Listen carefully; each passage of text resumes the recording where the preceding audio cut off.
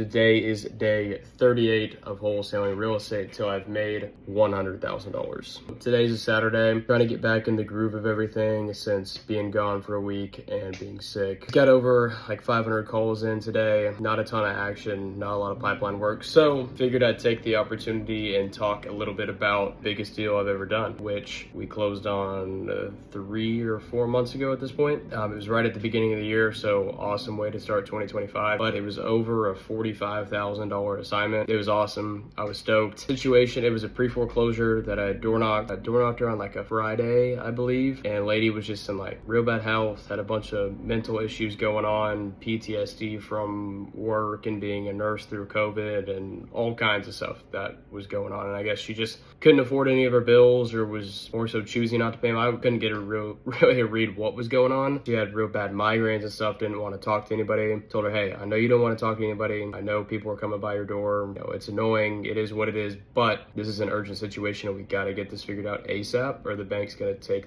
your home and evict you and you're not gonna have anywhere to go. We can't let that happen. Offered her to buy her breakfast, and that's what ultimately got me in the door for a Saturday morning appointment. She had been getting like Meals on Wheels delivered every day, like an assistance program for food. So offering to buy her a McDonald's sandwich was a hell of a lot better than whatever government food she was getting, I guess. So she took my appointment, ended up locking up the deal, offered to help her pay for 3 months of a storage unit and then also help her get out to her family in Michigan so they could take care of her. Bought her a flight, storage unit, sausage, McGriddle.